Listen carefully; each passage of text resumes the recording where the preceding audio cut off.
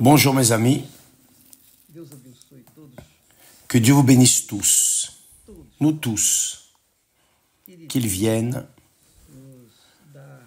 nous donner la bonne parole pour les bonnes personnes, les personnes élues. Vous savez que beaucoup sont appelés, mais peu sont élus. Ceux qui sont appelés, malheureusement, ne comprennent pas la voix de Dieu. Mais le peu qui sont élus,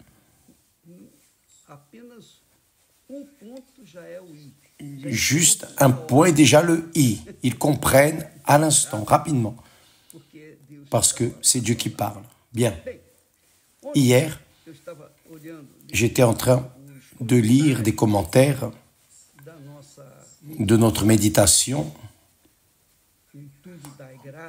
Rendez grâce en toutes choses nous devons rendre grâce à Dieu en Jésus-Christ, car c'est la volonté de Dieu en Jésus-Christ, notre Seigneur, que nous rendions grâce à Dieu en toutes choses, pour que le diable ne vienne pas prévaloir dans nos lamentations, nos murmures, nos plaintes, etc., etc. Très bien, faites attention. Une personne a dit, mais évêque, dois-je rendre grâce à Dieu quand quelqu'un me critique? Dois-je dire, ah, merci, grâce à Dieu? C'est-à-dire, les personnes ne comprennent pas l'esprit du message du Seigneur Jésus. Il est évident que lorsqu'une personne reçoit une critique de quelqu'un, elle a cet amour-propre, bien accentué, donc elle s'offense, elle reste même en dépression. Pourquoi? Parce que malheureusement, je vais vous dire, mes amis, quand la personne a cet amour-propre, c'est parce qu'elle s'adore elle-même. Elle s'adore, elle s'aime. Et quand quelqu'un dit quelque chose qui lui déplaît, elle reste déprimée. Pourquoi? Parce que on touche son Dieu qui est elle-même. Donc, mes amis, Dieu permet cela. Dieu permet les critiques pour que nous venions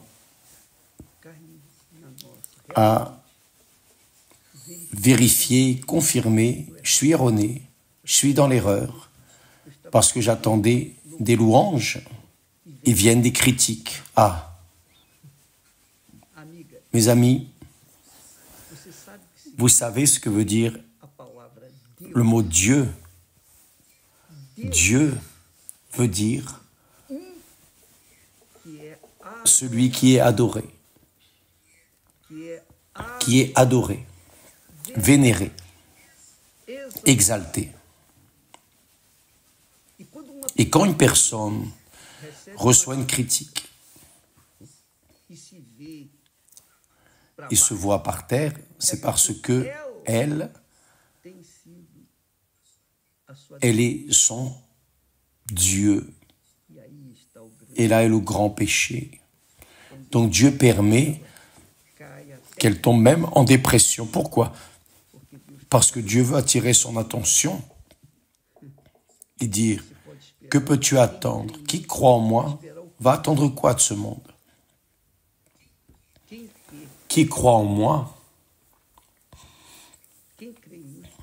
Qui croit en moi va attendre quoi de ce monde? Des personnes incrédules, des enfants des ténèbres, des louanges. Les personnes doivent comprendre que lorsque la personne livre son cœur à Jésus, cela signifie que ses volontés, ses désirs, ses convoitises, ses rêves, ses projets personnels, tout, elle livre à Jésus. Voici ma vie, c'est ma vie entière. Je la livre entre tes mains. Et à partir de là, la personne vit en fonction de cette foi que Dieu l'a entre ses mains. Et tout ce qui lui arrivera, c'est pour la grandeur de Dieu. C'est pour la louange de Dieu. Si nous sommes persécutés, injuriés, diffamés, calomniés, grâce à Dieu, cela veut dire que nous sommes en train de plaire à Dieu. C'est ce que Jésus enseigne. Jésus a dit, voyez, vous devez comprendre une chose.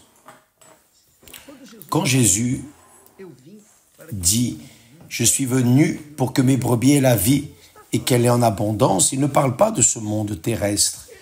Il ne parle pas d'une vie de luxure. Non, il parle d'une vie éternelle. Il a promis dans la maison de mon Père, ou plutôt dans le royaume de mon Père, il y a beaucoup de demeures. Je vais en préparer une pour chacun. Donc il prépare la vie abondante qui est éternelle. Ce n'est pas cette vie abondante que nous vivons 50, 60, 100 ans, je ne sais pas combien d'années après nous mourrons. Non. À quoi bon à la personne vivre en abondance dans ce monde, mais avec un délai, une date pour tout perdre? Jésus ne promet rien qui concerne ce monde, qui est dans le malin. D'ailleurs, il dit, celui qui aime le monde, l'amour du Père n'est pas en lui. Qui aime le monde n'aime pas Dieu. Qui aime Dieu n'aime pas le monde. Si quelqu'un aime le monde, l'amour du Père n'est point en lui. Donc, faites attention à l'esprit du rendez grâce en toutes choses. Paul était un homme extrêmement spirituel, rempli du Saint-Esprit. Il est arrivé au 3e ciel, a eu des révélations dont il ne pouvait même pas parler. Très grand. Il était un homme super spirituel, un visionnaire. Mais il a passé des moments très difficiles. Il est arrivé aux limites de la douleur, comme Lot, comme Job. Job est arrivé aux limites. Donc, voyez ce que Jésus dit en relation à la félicité. Félicité.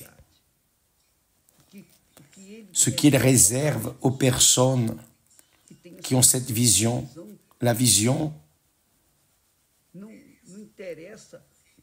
que peu importe le royaume de ce monde, comme était Israël. Israël, là au pied du mont Sinaï, le peuple d'Israël était focalisé sur le royaume d'Israël, la terre promise. Mais la terre, vraiment la terre, terre même. Et Moïse a compris. Moïse a dit, Seigneur, si ta présence n'est pas avec nous, ne nous laisse pas partir d'ici.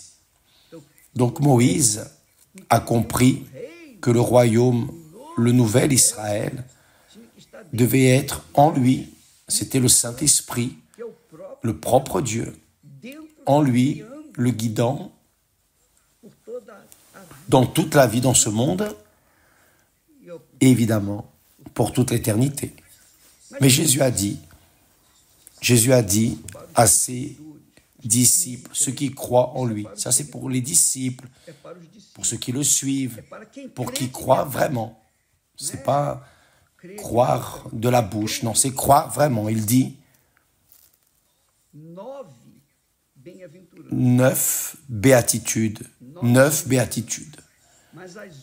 Mais les 2 dernières béatitudes, il dit heureux ceux qui sont persécutés pour la justice. Ce n'est pas parce qu'ils ont été diffamés par la société, non. Imaginez si j'allais entrer en dépression à cause de ce qu'on dit de mal de moi, de la haine. L'autre jour, l'individu m'a injurié. Que Dieu ait miséricorde de son âme. Mais c'est ce que nous recevons. Que va-t-on faire? Vous attendez que le monde nous apporte des fleurs? Non. Le monde veut que nous mourions et que la formation court et qu'il soit le premier à savoir. Mais Jésus parle ici du royaume des cieux, le royaume éternel, une vie éternelle, une vie abondante. Donc, ceux qui livrent leur vie, ce qui veut dire leur cœur, ce qui veut dire leurs âmes, vous livrez votre âme à Jésus, il dit, vous allez souffrir des persécutions à cause de cette justice que vous portez en vous, de vivre une vie juste, correcte, intègre. Par exemple, quand la personne livre sa vie à Jésus, son âme à Jésus, quand la personne met son cœur sur l'autel, elle cesse de boire, elle cesse de fumer, elle cesse d'utiliser la drogue, elle cesse de se prostituer, de trahir, elle cesse de mentir, elle cesse de tromper, elle laisse tout ce qui fait mal à son corps et aux autres, et par-dessus tout, pour ses êtres chers, elle laisse tout de côté. Elle laisse tout ce qui n'est pas bon et commence à suivre la parole de Dieu. Donc quand la personne embrasse cette foi, elle vit dans la vérité. Le monde la hait, car le monde ne veut personne qui dise la vérité. Le monde n'aime pas la vérité. Le monde vit dans le mensonge, il va vouloir la vérité. Pourquoi? Pour le démasquer, pour montrer sa pourriture. Voyez, heureux ceux qui sont persécutés pour la justice, ce qui est juste, à cause de ce qui est juste, et je demande, la personne qui met sur Instagram une bêtise qui apparaît et veut un clic de j'aimais intéressant, et quand quelqu'un critique, elle reste déprimée. Il y a même ceux qui se tuent à cause de ça. Vous pensez qu'elle est morte pour la justice? Qu'elle s'est tuée à cause de la justice? Non. Elle s'est tuée parce qu'on a touché son petit Dieu qui était elle-même. Donc, Jésus a dit, heureux ceux qui sont persécutés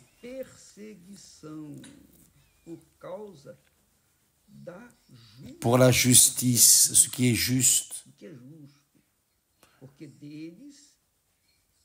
car le royaume des cieux est à eux, non le royaume de la terre, c'est le royaume des cieux. Et dans la dernière béatitude, il dit, heureux serez-vous lorsqu'on vous outragera. Outragera. On vous parlera mal. On dira que vous êtes ceci. Par exemple, quand on m'appelle de voleur, de bandit, de trompeur, faux prophète, antéchrist, grâce à Dieu, c'est bon pour moi. C'est très bon pour moi. Et je vais vous dire pourquoi c'est bon pour moi d'ici peu. Heureux serez-vous lorsqu'on vous outragera, qu'on vous persécutera et qu'on dira faussement de vous toutes sortes de mal à cause de moi. À cause de moi. Réjouissez-vous, voyez. Réjouissez-vous, soyez dans un état de joie et d'allégresse. Réjouissez-vous et soyez dans l'allégresse, parce que votre récompense sera grande dans les cieux. Car c'est ainsi qu'on a persécuté les prophètes qui ont été avant vous. C'est ça, mes amis. C'est ça. Et il ajoute, vous êtes le sel de la terre. Le sel de la terre. Vous savez pourquoi Jésus a dit, vous êtes le sel de la terre? Parce que le sel n'apparaît pas. Il n'apparaît que lorsque vous l'utilisez sur la viande, la salade, la nourriture. Là, vous voyez le sel. Mais après qu'il a fait son travail, qui est de saler, il disparaît. Et lorsque vous finissez de manger, vous êtes satisfait. Quand vous dites c'était bon, vous avez oublié le sel. Vous avez fait l'éloge de la viande, du steak. Vous avez fait l'éloge du riz, du haricot, du poulet. Et le sel, vous avez oublié. Très bien. Nous sommes ce sel. Nous donnons la saveur, mais qui apparaît même, qui doit apparaître, c'est notre Seigneur. Celui qui fait que nous donnions de la saveur à ce monde. Donc, mes amis, quand par exemple, je reçois des critiques, parfois je laisse les personnes, je laisse ici la critique. Bien sûr, quand ça offense, il y a des choses qu'on ne peut pas laisser passer parce que cela va contre les autres personnes aussi. Donc, je préfère enlever. Mais quand on m'offense, quand on m'agresse, verbalement, et aussi lorsqu'on écrit, je rends grâce à Dieu. Je rends grâce à Dieu. Vous savez pourquoi? Parce que je n'oublierai ainsi jamais que je suis un ver misérable, que je suis un rien grâce à Dieu. Parce que si je m'offense pour les offenses, les injustices dont je souffre, les persécutions, les injures, les mensonges, tout ce que l'on fait, c'est parce qu'on touche mon orgueil. Et je ne méritais pas cela, n'est-ce pas? Je ne méritais pas. Comment est-ce qu'on fait ça avec moi? Et je resterai fâché. Rien de tout ça, grâce à Dieu. Donc, plus on me lance des pierres, grâce à Dieu. Ces pierres, on va construire des châteaux. Donc cela restera dans notre histoire. Notre histoire. Si vous avez le privilège d'arriver dans mon bureau au temple de Salomon,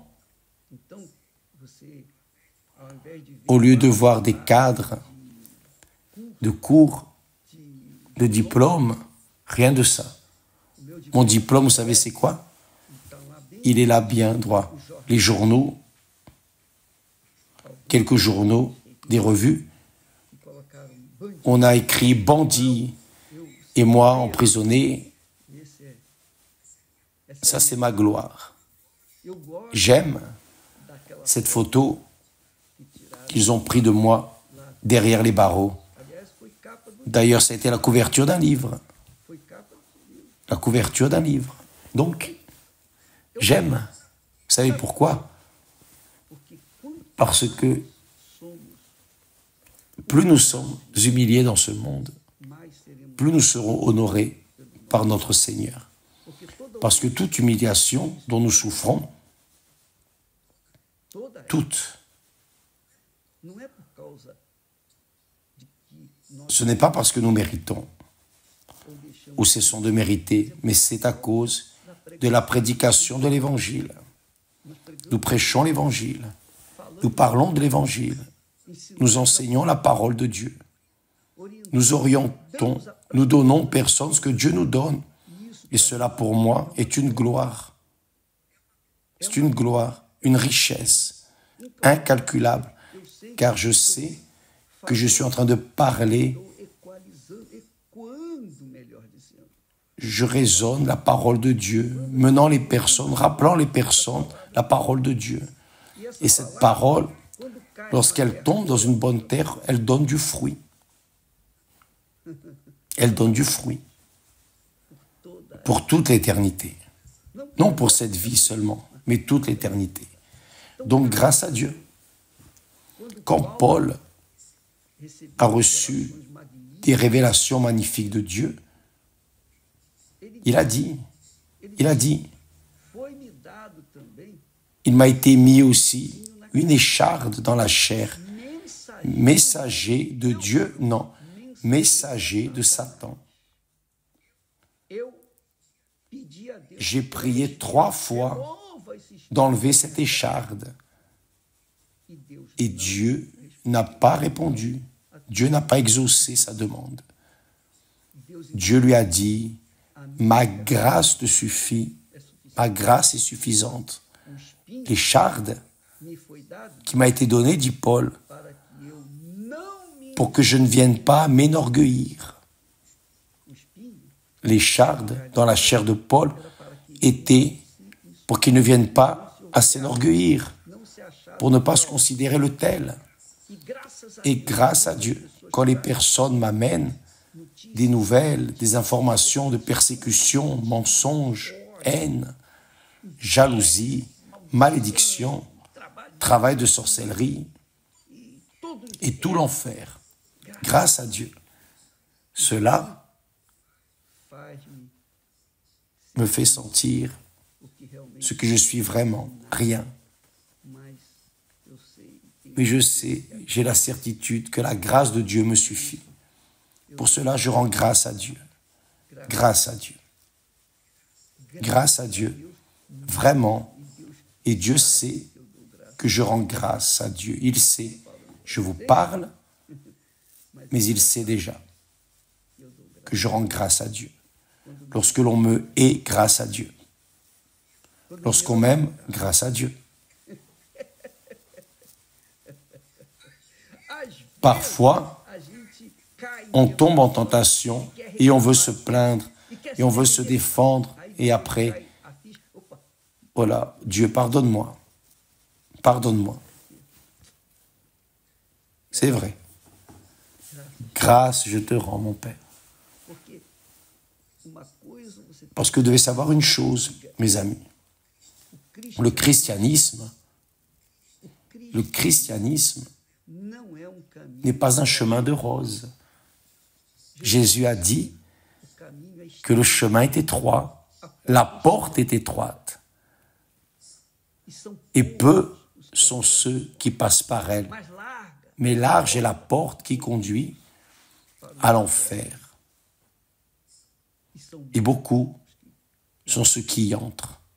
Donc, dans ce parcours de la foi, n'attendez pas des louanges de personne, parce que vous n'êtes pas Dieu. La louange, l'adoration n'est que pour lui. Juste lui est digne de toute la louange, l'adoration, de toute la gloire. La Bible dit que celui qui fait des éloges à son prochain tend un piège. Donc, lorsque quelqu'un vient et tape dans mon dos, « Oh, évêque, vous êtes un grand prédicateur, vous êtes un homme de Dieu. » Je n'aime pas. Je n'aime pas. Je n'aime pas. Je hais cela. Pourquoi? Parce que je sais que cela est une peau de banane pour que je glisse et penser que je suis quelque chose. C'est ce que le diable veut. C'est ce que le diable veut. Donc, nous passons les difficultés, comme Jésus dit ici, ceux qui sont persécutés pour la justice, ce qui est juste, correct. Ceux qui souffrent d'outrage, de diffamation, persécution. Ceux contre qui on invente du mal, ça c'est bon, très bon. Parce que nous allons avoir des expériences avec Dieu. Des expériences dans ce monde, mais qui approuvées par Dieu. Dieu permet ces expériences pour que nous mûrissions dans la foi. Pour que nous mûrissions dans la foi. Le mûrissement dans la foi, ce n'est pas la connaissance de la Bible. Vous pouvez connaître la Bible par cœur et continuer un enfant, ayant besoin de lait spirituel. Mais le mûrissement dans la foi vient par les expériences amères dont vous souffrez, injustice, persécution, calomnie, et vous apprenez finalement que grâce à Dieu, je dois rendre grâce à Dieu. Parce que c'est la volonté de Dieu, de mon Seigneur Jésus-Christ. Grâce à Dieu. J'ai déjà trop parlé. Et si je n'arrête pas, je vais rester en train de parler tout le temps, mais grâce à Dieu. Que Dieu vous bénisse aujourd'hui. Dans toutes les églises universelles, nous serons en train d'enseigner la parole de Dieu, d'enseigner, qui a un intérêt d'apprendre, qui a un intérêt de mettre le raisonnement, l'intelligence dans les Écritures sacrées, dans la parole de Dieu, l'Esprit de Dieu, qui a un intérêt à prendre l'esprit de la parole de Dieu. Vienne aujourd'hui. Si vous êtes intéressé dans le royaume de ce monde, ce n'est pas la réunion d'aujourd'hui. Non, cette réunion d'aujourd'hui, les réunions d'aujourd'hui suivent pour enseigner les intéressés à apprendre, mener les personnes à être des disciples de notre Seigneur Jésus-Christ. Que Dieu vous bénisse et à bientôt ou à demain au nom du Seigneur Jésus. Amen.